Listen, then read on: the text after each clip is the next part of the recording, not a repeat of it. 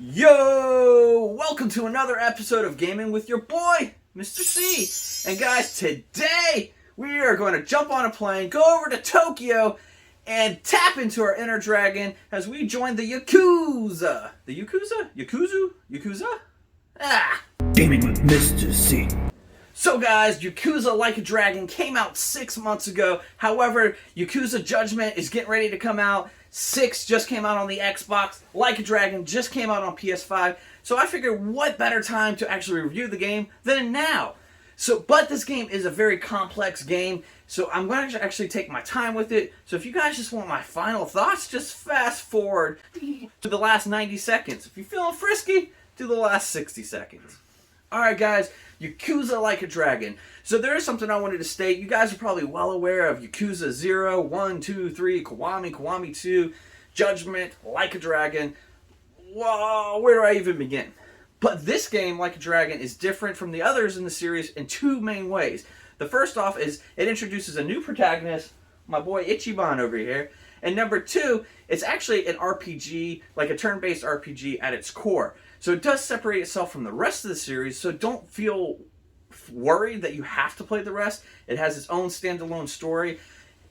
Matter of fact, I've actually only played through and beaten 0. I've started Kiwami, so I never felt behind or left out playing this game. Now, I did appreciate some portions of the game more because I knew some of the characters, but it wasn't mandatory to know it. So feel free to start the series off right here with Like a Dragon. Alright guys, so I'm going to go ahead and start with the story of Like a Dragon. So the story actually starts off with your boy Ichiban here, who is growing up, and he actually joins the Arakawa family and the Tojo clan when a murder happens to the rival gang, and my boy Ichiban takes the rap for it. He takes the heat, and he goes into prison for 18 years. 18 years! That's like child support. What did Kanye say about child support? For 18 years? He gets out, the Arakawa family is no longer with the Tojo clan, but with the Omni Alliance, and nobody knows who he is. So he is on the streets, nowhere to go, and he meets up with some other people. And as he helps them along their journey, he finds out all of their stories are intertwined, and just havoc breaks loose. And if you've ever played a Yakuza game, their stories are just so simple at its base. Hell, Yakuza 0 was about an empty lot, and it was just crazy. This one is no different, and as always, man, Yakuza loves to have humor in their game. If you see my man's hair right here, the whole reason his hair is like this is when he went to prison 18 years ago, perms were the hot stuff. So when he comes out, he goes to get a perm. Obviously, nobody knows how to do a perm anymore. The girl messes it up, and my man is just walking around Mr. Cool in the city with his bad perm. And that's sick as hell. Alright guys, as far as the story, it's actually an incredible story. I just don't want to ruin or spoil it for anybody because I feel like it's something you should experience yourself. It is told through 15 chapters, but onto the graphics, I can't explain how great these graphics are, guys. I played it on the Xbox Series X, One X, and on my laptop, on monitors, my computer screen, my TV, and it looked incredible in all of the scenarios. It doesn't support HDR at this moment. However, the Series X does have the auto HDR, which gives it that little extra pop. The graphics, the character models really shine. They're highly detailed. The face scans of everybody's there. But the real beauty of this game, in my opinion, is the way that they made this game feel alive.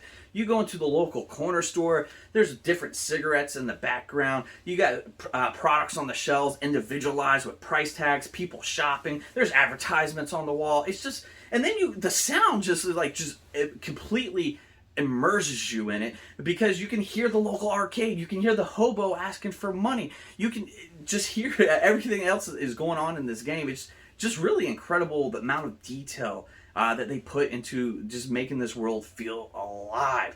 I mean, even when you're in street fights, there's cars zooming by, you can actually get hit by one of them and it causes damage to you.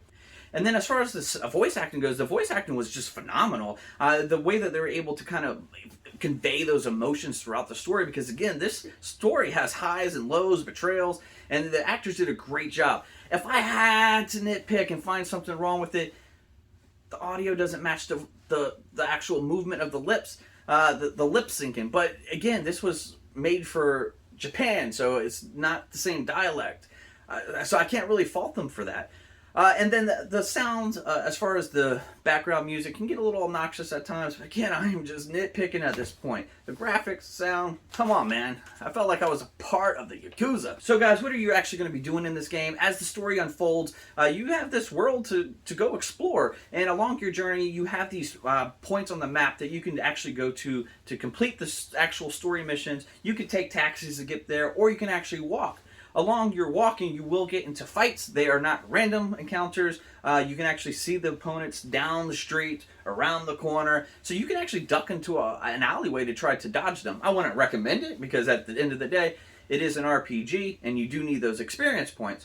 Once you're actually in the fight, it is turn-based, but the way that they move things, it actually feels pretty natural. You do have your regular attack. You do have these magic type attacks that use magic power or MP. And then you actually have these summons. Summons in a Yakuza game. Who would have thought? And when you summon these people, it actually does this little FX cinematic screen. It was actually pretty cool the way that they actually even introduced it, because it's actually through an app on your phone called Pound Mates. And it's, again, this game is all about the humor as well. And this one guy thinks that, he's calling up to, get some pounds. He's going to go to Pound Town. But when in actuality, the guy, the big bulky guy, shows up and he's ready to pound my mates in the face. And that's pretty funny. And guys, I actually prefer this turn-based RPG style to Yakuza's normal fighting style, because I think it just added a little extra depth to it. Plus, it kind of actually organically meshed well with the Yakuza world and the spirit of Yakuza. From the things of like gears, because in Yakuza you've always had suits and things that you can attach that would give you more XP, more health, more money, more fire attack. So to kind of actually have that element to actually put gear onto your different playable characters, it makes sense. And even the point of their health potions or drinks, energy drinks that they had in the previous games, where I would have a whole inventory full of them and never needed them, it actually makes sense in an RPG element.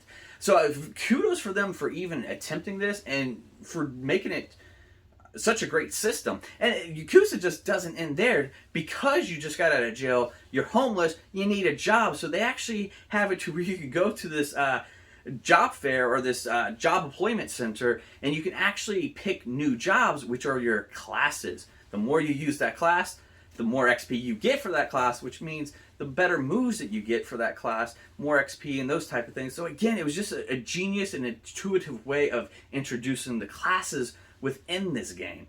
You do have 7 playable characters throughout the game. Sometimes you'll have 3 or 4 of them. Sometimes you'll have access to all 7 of them, so you can pick and choose who you want in your party. Between the different weapons, the different classes, the 7 playable characters, there's just a lot of ways for you to really hone in on your skills to your specific play style. And that's another part of the game that was just like, wow, this is really for everybody.